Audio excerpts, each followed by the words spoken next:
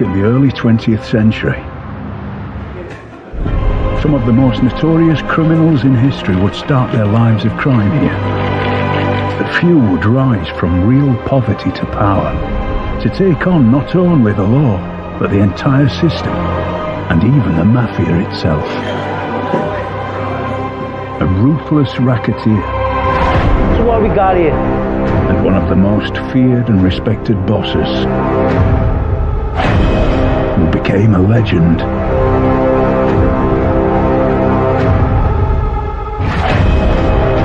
In her own lifetime. Who's next?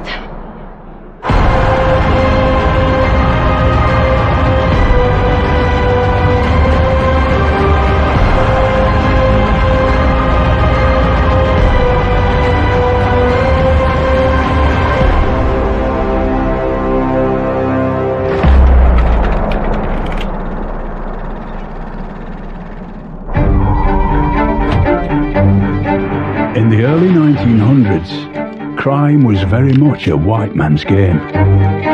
But in her own backyard, the Queen of Harlem didn't just play it, she ran it. Bombings, beatings, bodies in alleyways. Harlem bled, but she never bent. A warlord in pearls. To her allies, she was a legend. To her enemies, she was lethal. But why don't we know the name? Stephanie St. Clair.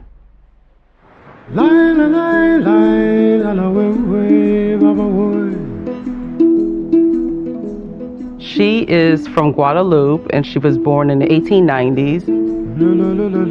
She was the daughter of two working class people. Her dad died when she was about 10 or 11 years old, and she was raised by a single mother.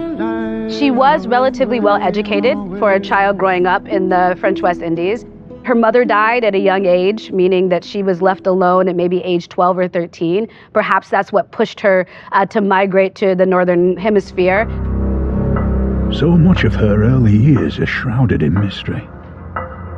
One account has it that after her mother died of TB, she was forced to become a house girl at a sugar plantation, but ran away at 13.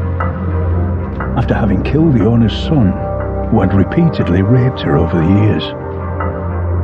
Another account has it that she didn't kill him, but that while he was passed out drunk from rum, she emptied his pockets, ran to the docks and jumped on the first boat out, heading anywhere. Traveling virtually alone on a steamship for weeks left women, or really a young girl, open to theft, open to kidnapping, open to assault. It would not have been an easy journey, and without a clear sense of what's waiting on the other side. All we know for certain is that she arrived in North America in 1911. There were few opportunities for immigrants, much less for a young black woman from a non-English speaking island in the Caribbean. She migrates to New York City to work as a domestic worker. You are hired to scrub and clean and feed a white family and also care for their children. No woman wants to do domestic work just because of, how abusive that job can be. Stephanie St. Clair hardly talks about that early life, and I think that's purposeful. There are differing accounts of how she would make her first entry into New York's criminal underworld. One says that she starts dating a drug dealer and is working for him until he gets shot and she flees. A pimp who tries to force her into prostitution until St. Clair buries a fork in his eye. Allegedly. So this is the world where Stephanie St. Clair finds herself. And New York is going through one of the biggest changes it's ever known. A lot of Southern African Americans had made the decision to go to the North, and specifically New York, for better business opportunities, but also to escape the racist tensions of the Jim Crow era in the South. And for a lot of these Black Americans, the journey north ended in Harlem. Harlem was called the Black Mecca. African Americans from various parts of the world are bringing different customs, traditions, ways of knowing, ways of life, and bringing those things to Harlem. It's difficult to comprehend just how hard life would have been back then for Stephanie. We know all too well that Black Americans were being subjected to appalling racial discrimination.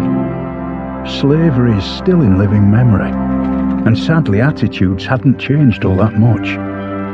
It was almost impossible for Black people to even open bank accounts or secure housing, and even when they were able to, the conditions were so poor, they were almost unlivable. We even have evidence of Black folks in the early 1910s and early 1920s sleeping in shifts. So you might all be renting one bed in one room, and somebody has it for the day shift, somebody has it for the night shift, and you switch back and forth. Everybody was piled on top of each other, which made for hard times, but also a lot of community building. And then also police brutality is rampant. You would be walking down the street and, you'd be stopped by a police officer. They would start to search you. If you talked back, if you happened to have anything on you, you were in for a beating and being put in jail. What's incredible is that even amongst all this hardship and discrimination, the brutal police repression and segregation, creativity found a way.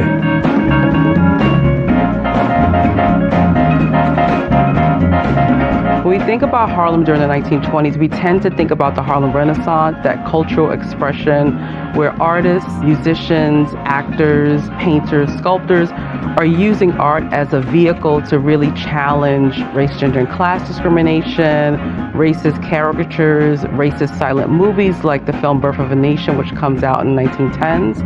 So Harlem is this incredibly vibrant cultural epicenter, a real phenomenon. It's around this time that Stephanie St. Clair made her mind up that she wants more. But those economic hardships weren't going anywhere. How is someone like Stephanie supposed to change her lot? For Harlem's poorer population, there was really only one option to strike it rich. The numbers game was like a people's lottery in a time when Black people weren't even allowed bank accounts. What you want? Give me 500, will you? Want 500? 309. 309. 788. 788. 591. Players would write their lucky three-digit numbers on slips of paper, and runners would run these slips and the bets between the gamblers and the bankers. The winning numbers were chosen from the last three digits of the daily trading totals of the New York Stock Exchange, which, crucially, made the game impossible to tamper with or fix. So the New York Clearinghouse is a financial institution, and it handles millions of dollars every day. And then they publish in the paper, like yesterday we handled, $57,982,431.91. And so the 431, those three digits before the decimal point, that becomes the New York number. Hitting the number is huge for anybody. That gives you the opportunity to take care of oneself and one's family. So if you hit the number, your rent is paid for a month. The numbers game was something that everyone could get involved with, and Stephanie St. Clair wanted a piece of that pie. But the question is, how is it going to change Stephanie St. Clair, the house cleaner, into Stephanie St. Clair, the mob boss? Prohibition in 1920 would change the course of the nation's history. The entire country would ban the sale and production of alcohol to try and curb its social ills. Prohibition lends itself to the creation of Harlem as a sort of vice district. The police funnel the illegal alcohol activity into this particular neighborhood. The police are willing to allow illegal activity to go on, provided that they themselves get a cut. an association emerges between Harlem and vice activity. That's part of why you would see something as common as people taking bets on the street corner. The Prohibition racket was controlled by the Mafia, which meant dealing with legendary mob bosses like Lucky Luciano, Joe Massiera, and Arnold Rothstein, the gangster who allegedly rigged the 1919 World Series. The black community was cut out of Prohibition entirely, so they created something of their own. So who was Stephanie St. Clair? Well, at this point in time, she wasn't really anybody. But all that was about to change. The numbers game was an illegal game anyone could play, which could change your life. A people's lottery of sorts. Pretty much anybody can start taking bets, as long as they've got either the cash to pay out winners, or the moxie to chance their arm until they build up a big enough pot. With no startup costs and few overheads, it's easy to see why it's so appealing to the city's working classes. Eventually, these central figures come to be called bankers, right? People with a large enough pool of money that they could pay out multiple wins on a given bet. It was a way for black people to enter the banking system, a way for money to be generated. The numbers game was something that everyone could get involved with, everyone could play, and there was the potential of winning. And Stephanie St. Clair wanted a piece of that pie. In 1922, Stephanie St. Clair's fortunes took a dramatic turn. She managed to accumulate $30,000, a huge sum for the era, and more than enough to launch her own numbers operation. Ted Poston, a journalist at the time, did offer one theory. Stephanie herself was a numbers player. According to Poston's research, St. Clair hit the number and used her winnings to set up her own policy shop. It's very unique for a woman and a black person to run an illegal operation because African Americans at this particular time are supposed to be confined to certain stations in life. She's really stepping out of the boundaries of race. She's entering into a male-dominated space. No one is doubting that men historically outnumber women in nearly all types of crime. So people like Stephanie St. Clair, who climbed the ranks, were rare. In the numbers racket, the collection and enforcement were essential and dangerous jobs. Runners carried large amounts of cash through city streets, making them prime targets for thieves. If you were a collector, this meant knocking on doors where you might not walk away. There were no courts to turn to, only street justice. One of the things that's really interesting is that it seems like she used other people, particularly men, to keep her hands clean. She is meting out punishment, she's putting down and making sure that you don't defy her, but she's not doing these acts themselves. One of the most significant people that would work with Stephanie was Bumpy Johnson. He would later become the godfather of Harlem, but right now, he's the toughest enforcer. We can see here from civil records that he was born Ellsworth Johnson in Charleston, South Carolina in October 1905. He'd eventually become Stephanie's right-hand man. You know not to cross her because you hear stories of what happens when you take her money. You hear stories of what happens when you try to scam her or fudge the numbers or not pay up when it's your turn. And that includes her using her right-hand man, Bumpy, in order to be an enforcer. Men didn't work for women. But here you had Stephanie St. Clair, who had men working for her, men answering to her. Bumpy apparently said Stephanie was one woman he would never cross.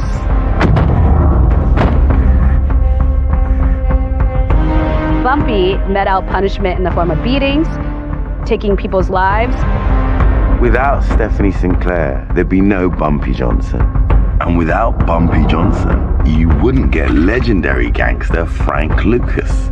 And so, the Queen of Harlem gave birth to these demigods, these secular gangster gods. By 1928, Stephanie's reputation as a woman not to be crossed had spread through New York. Stephanie Sinclair, during the late 1920s, lived at 409 Edgecombe, which is in Sugar Hill in Harlem. And this is a neighborhood and a building where some of the most prominent Black elite folks lived. On the one hand, she is respected in her community, but a lot of people don't think that she's a respectable person because she was engaged in illicit trade. She certainly was a lady in a lot of ways, but she also was a criminal.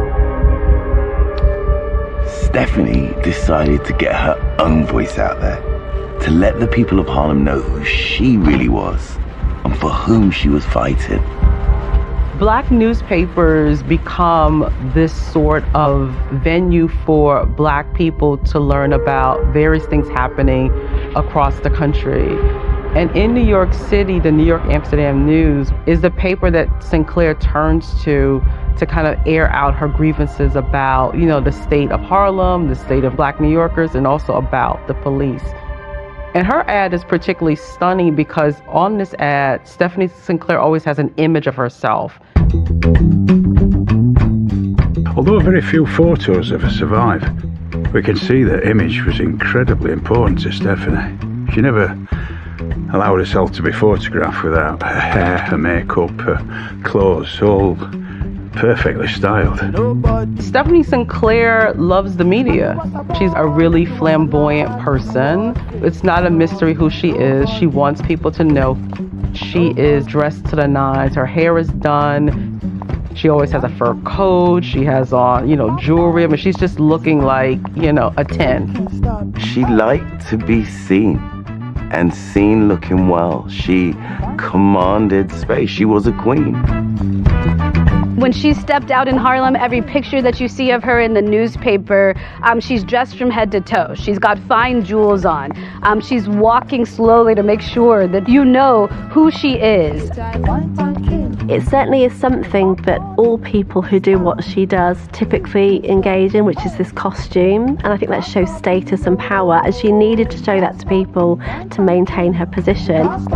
She wanted to wear nice clothes and she enjoyed that. It also is very much a part, though, of that uniform, that sense of power and control. I'm in control.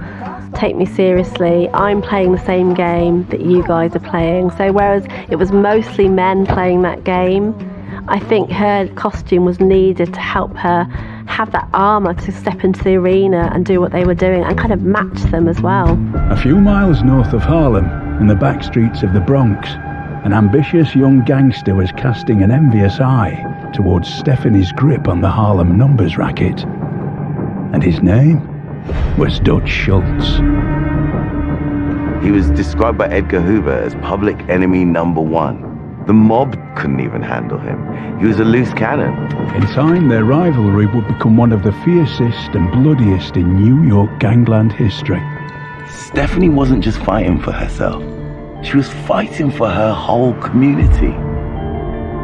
She was a boss who made a fortune but gave back. Gave back to the community. If someone needed a hospital bill paid, she would do it. She wanted to keep the money within Harlem. The public viewed Stephanie Sinclair as a very shrewd woman who had a very nasty temper, but she also had a nurturing side. She was a huge champion of her community, which is shown by the number of people that she employed into the business. She was an activist for Black advancement. She educated her community about their rights. She would speak out about discrimination. And the fact that she was so loyal to her community meant that this was returned to her. So it was a sound strategy that paid dividends to her business, and I think that's largely the reason that she was able to run such a successful operation that was at the height able to bring in $200,000 a year. $200,000 a year in 1928 would be worth over $3 million today. As the money starts rolling in, so too do the corrupt cops, who all want a cut.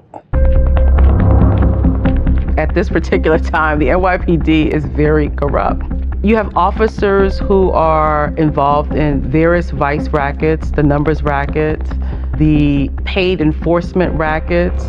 Police officers are involved in the sex trade. Some officers are known to assault, harass, physically, sexually Black New Yorkers, especially, African American women. Anyone who wanted to be a criminal and had any sentence was going to pay off the police so that they could go about their business in a relatively inconspicuous fashion. St. Clair did this, however, she also spoke out about the police and especially how much they were harassing her employees and herself. And therefore, her actions were very closely followed all throughout her reign. In 1929, she was arrested for possessing policy slips, which is considered to be a very trumped-up charge. She does not hide that she is a banker. She actually testifies that she's a banker. And she only does that because she wants to expose the police. So as early as 1929, she's talking about, I'm a banker, but at the same time, I was not supposed to be arrested because I paid for protection from the NYPD. She wrote these open letters saying, I've paid my ICE. Now ICE was the kickbacks which you gave to the police. So for her, it's exposing herself, but she's definitely gonna put it on the record that the NYPD is corrupt. In 1930, police corruption in New York was so widespread that President Roosevelt ordered Judge Samuel Seabury to lead a public investigation. During that investigation, I proved that corruption existed in many of the departments of the city government. And all of those departments were honeycombed with political appointees. Stephanie St. Clair will go before the Seabury Commission to testify about vice rackets and the participation of the NYPD in them. Due to her testimony, over a dozen police officers, including a lieutenant, were then suspended from the NYPD. She was definitely fearless. She stood up to corrupt NYPD Blue. I mean, for anyone, let alone a Black woman at that time, to literally be pointing out corrupt police officers in court, naming and shaming them. In a lifetime of bold moves, that one might have been the boldest. Although St. Clair had managed to get the NYPD off her back, she still had the problem of an ambitious and aggressive gang from the Bronx trying to muscle in on her turf. Prohibition is repealed, leaving bootleggers like Dutch Schultz looking for new ways to make money. And what could be more appealing than muscling in on the lucrative numbers game? Dutch Schultz especially was known for making bold moves to take over the bootlegging game in the Bronx, and he was using those same tactics to take over numbers game operations in Harlem. But Stephanie St. Clair said no, and Harlem was about to become a war zone.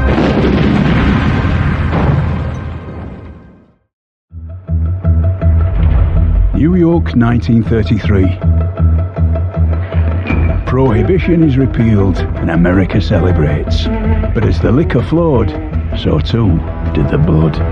Among the many gangsters Stephanie had to deal with, none were more vicious, more ruthless than one of the city's biggest bootleggers, notorious for torture and murder, Dutch Schultz. Dutch Schultz was not known for his gentle ways with the opposition. He and his mob kept New York City in a constant state of violence and bloody gunplay. This was the face that struck terror in rival mobsters. His real name is Arthur Flegenheimer. He was born in the Bronx. Eventually becomes a bootlegger for several crime families in New York City. He was so successful at that he's known as the beer baron of the Bronx. And he also made money through paid protection. Dutch Schultz was a notorious, ruthless mobster who made his fortune during Prohibition. Schultz had made a name for himself by removing obstacles in his way. And those obstacles were people. He would torture people, he'd have people killed. Dutch Schultz is estimated that at the height of his success was bringing in about $20 million a year, which for that time is a huge, huge sum of money. So when Prohibition ended, obviously gangsters then were looking at other ventures to make up for these lost profits, which were ginormous. During the early 1930s, we see many white racketeers whose funds have dried up because Prohibition is over, look for new avenues of income. And the numbers game, at one point it was seen as the welfare clients Wall Street. It was called, the N-word pool. This is a game that only blacks play. This is a game that's not profitable. But once many of the black racketeers started getting arrested and some of their revenue was printed in newspapers, white racketeers like Schultz wanted to get into that game, and many of them started to force people out of the business. Dutch Schultz had power, and he had the support of people like Jimmy Hines, who was a Tammany Hall political machine, Democratic boss. He was a huge, huge threat, and that's why so many people, rather than try and fight him, just succumb to his wishes, whether that be paying him a portion of their business or handing it over entirely.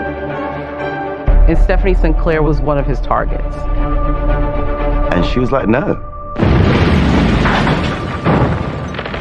And with that, all hell broke loose.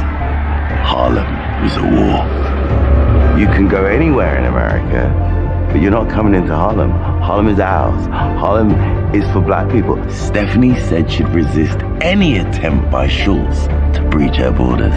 And she did. Schultz sent in his soldiers, armed enforcers who used intimidation, beatings, bombings and murder to muscle in on St. Clair's territory. But as well as fighting back with her own network of gangsters, she was well ahead of her time when it came to the weaponization of public opinion. The beef between those two, really on St. Clair's part, is a public beef. Both of them make this about saying things about one another in the newspaper. Stephanie Sinclair is quick to go to the New York Amsterdam News, which is a black newspaper, and talk about Schultz and other white racketeers coming into Harlem and taking over this game. And of course, wanting to project a sense of toughness and wanting to really keep what she's grown. She's like, no. Stephanie said, "I'm not afraid of Dutch Schultz or any other man living. He'll never touch me. I am sane and smart and fearless." She went to the newspapers and wrote articles calling for anyone who was buying a numbers ticket to buy black. This, in many ways, is a form of economic nationalism. If whites are treating you in particular types of ways, you should not do business with these people. So challenging Schultz in the newspaper is just one of a variety of ways that St. Clair speaks out against white encroachment. The rivalry between Dutch and Stephanie would escalate. Dutch once sent an underling to intimidate her. St. Clair pushed him in a closet and told her bodyguards to, quote, get rid of him. She dramatically walks through Harlem and goes to white businesses which serve as numbers drops for white racketeers. And she goes into those businesses, she trashes the place and essentially tells the white business owners to get out of Harlem. You know, this is a black game. Just really causes a spectacle in some of these stores. Legend has it that at some point she even had to go into hiding because he had put a hit out on her, and she retaliated in kind, both in print and on the streets. She refused to let this man walk over her and take her business that she'd worked so hard for and that was so successful for her. She waged an all-out war. It's estimated that it's responsible for about 40 murders. She fed information to the police about Schultz's operations, And due to this, they were able to infiltrate his house and seize $12 million of his money and arrest a lot of his employees. She went toe-to-toe, and I know so much of the violence is vilified, but I think we've got to remember that we're talking gangsters. You couldn't go to small claims court. This wasn't a civil matter. People had to work out their grievances on the street, and we're talking millions of dollars. I think it's great that she stood up to him. But Dutch Schultz was soon to get his comeuppance for defying the Commission, the governing body of organized crime in New York. Dutch Schultz was being prosecuted for tax evasion by District Attorney Thomas Dewey. Racketeers succeed only so long as they can prey upon the fear or weakness of disorganized or timid victims. He'd asked the Organized Crime Commission if he could kill Dewey. They unanimously denied the request for fear of bringing the full weight of the government down on all of them. But Schultz put the hit out on Dewey regardless. Here was the loose cannon of Dutch doing what he wanted again. So the commission hired Murder Inc. to take Schultz out.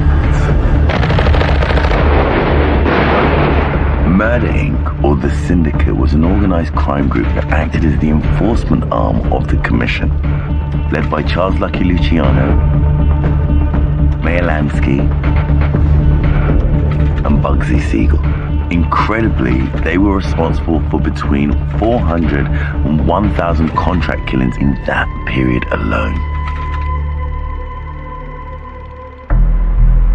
It's 10:15 p.m. on October the 23rd, 1935. Dutch Schultz is in the restroom of one of his favourite restaurants, the Palace Chop House in Newark, New Jersey. Two gunmen, Charles Workman and Mendy Weiss, burst through the door and opened fire. The commission took no chances. They needed Dutch dead. The gunmen intentionally used rusty bullets to increase the chances of sepsis and infection in case the gunshots themselves were not fatal. Wanted to have a final word. Stephanie immediately sent a telegram to her enemy on his deathbed, signed Madam Queen of Policy. It read, "As ye sow, so shall you reap." This is Galatians 6:7. All the evil that you have sowed and placed upon myself and others, you're reaping that now. I think when Stephanie sent the telegram, it shows really that she's going back to her true values. This is someone who is always fighting for the underdog. This is someone who has that strong moral sense of what is right and what is wrong. And she's just reminding that person of his wrongdoing as her final word to him, so that he is reminded of really where he's going to go after the moment he takes his last breath. As you sow, so shall you reap. It's poetic justice. And with no more battles left to fight, Stephanie St. Clair got out the game, passing her empire on to her trusted enforcer, Bumpy Johnson. And you might think her story ended there, but she would soon cross paths with a man known on the streets as Black Hitler. And this time, things would get personal. It's 1935, and Stephanie St. Clair's main rival, Dutch Schultz, is 6 feet under. With the turf wars over, Stephanie would step back from the numbers game, ready to enjoy her fortune and live a quiet life. But her peace wouldn't last long. She would fall straight into the arms of Sufi Abdul Hamid, a man the press would later call Black Hitler. Sufi Hamid, whose real name is Eugene Brown, and Eugene Brown was a Chicago political activist who migrates to New York City. He was a religious leader and a union leader, and he had a preference for Nazi-style military dress, and also he was very anti-Semitic. and thus he earned the nickname Black Hitler. Like St. Clair, he was trying to advocate for black advancement. So he organised a lot of boycotts of white shops, a lot of white Jewish shops. He was a very flamboyant, a very controversial figure.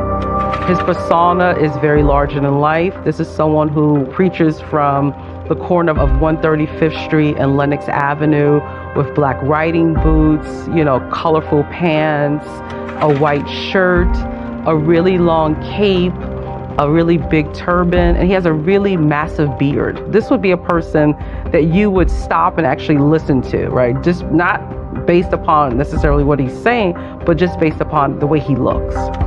They were a power couple. They were a power couple stomping around Harlem, and I think this was really good for her mythology and her brand. Here was someone else who was speaking out as vociferously as she did. But it seems like Sufi was only with her for the money. And whilst he may have been flamboyant and eye-catching, his anti-Semitism was toxic and stirred up ill-feeling intentions with nearby Jewish districts. The marriage lasts for about 2 to 3 years. There's an alleged affair between Stephanie St. Clair's friend, Dorothy Matthews, who is a famous Harlem occult leader. So Stephanie St. Clair wants to confront him. She waited for him when he was going to meet his lawyer one day, stood in the hallway and shot him 3 times. The first shot, he's hit in the mouth, cracks a tooth. The second shot goes through his coat jacket, and the third shot goes over his head. In a subsequent trial, St. Clair said that he had been treating her very poorly and that he'd been having the affair, but that also her handling the gun, which she claimed was his, was only meant to scare him rather than actually meant to shoot him. She's arrested, she's indicted, and she's prosecuted, and she's given 2 to 10 years at the Westfield State Farm in upstate New York. As Stephanie starts her second stint behind bars, Hamid, who survived the shooting, tries to make a comeback. But news of the affair did major damage to his messianic image. What a character Hamid was. He ends up trying to prove to his followers that he's not leading a life of excess, and the way he chooses to do that is to publicly fill up the fuel for his private airplane himself. He ends up crashing the plane and dying because he hadn't put enough fuel in it. After Stephanie St. Clair comes out of prison in the early 1940s, we really don't know a lot about her. The New York Amsterdam News suggests that she lived in seclusion and traveled to the Caribbean. There's another ad that suggests Stephanie St. Clair was hospitalized at a mental institution in Central Islip, Long Island. She also appears in the late 60s, when she would have been about 77, in a court document where she accuses a van driver of knocking her down. She got $2,000, which is equivalent to about $15,000 today. And I think why I like that story is because she had also bought a house, but in terms of the records, she wasn't really able to keep up payments. And so it seems like even at 77, she'd do what it takes to get that money. When the money is issued to her lawyer, all of these creditors come after the money. This is a person who has a rags to riches story, and seemingly towards the end of her life has a riches to rags story. Stephanie St. Clair is an extraordinary story. From being a maid to a crime boss to an activist. Stephanie was someone who really fought to see change actually happen. And not only that, but she fought for that at a time where she would have been bearing the brunt of a lot of force against her to stop her from doing that. So it wasn't something that she was able to speak really openly and freely about. She was never one to resist writing an editorial and placing it in a magazine or in the local newspaper where she decried the police ignoring the civil rights and the legal rights of Black people in the community. She talked openly and often about the ways in which Black women endured assault at the hands of the police. She rallied Black people. They were talking about what it meant to be Black in America at a time when Black people were finding their voice. And not only did she find her voice, she lived her voice. What started as a desire to grow her own empire became a way to give back. A genuine desire to see Black Americans lifted up. Now that, to me, that says something fascinating about human nature, about solidarity. You practice it enough, no matter what the reason, it becomes who you are. I think one of the reasons that Stephanie St. Clair is not remembered and ensconced in history the way others are is first and foremost because she was a woman. We often don't preserve the histories and contributions of women in general at the same rate that we do with men, and certainly not Black women. Folks like Stephanie St. Clair have been marginalized or excluded from history books because there's a tendency to kind of spotlight and become really preoccupied with those who were doing the striving, like those who were what we would call a credit to the race. But even within that, more and more scholars are looking at the complex lives of working class, ordinary Black people. I think there's a tendency now to explore those people who lived more complicated and more layered lives.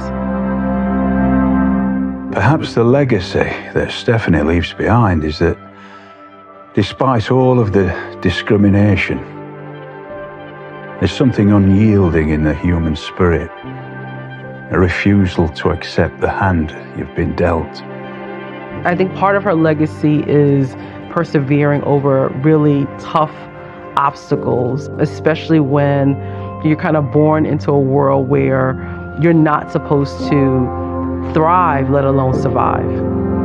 Why isn't Stephanie St. Clair better known today? Would she be more widely remembered if she'd been white or a man? Or is it because she knew when to quit? We'll never know for sure, but perhaps we should let her have the last word. Many persons have said that they're afraid for me and that I should be careful. I'm not going to be any more careful than I have been. Please have no fear for me. I have no fear of anybody. I'm going to continue to fight until the members of the race get their just and legal rights. She was the OG, the original gangster, Black queen, badass. Yeah, yeah, yeah, yeah, yeah, yeah. Why?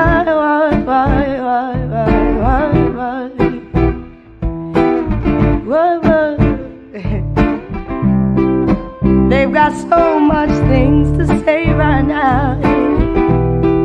They've got so much things to say. They've got so much things to say right now. They've got so much things to say. I'll never forget to know how they crucified Jesus Christ.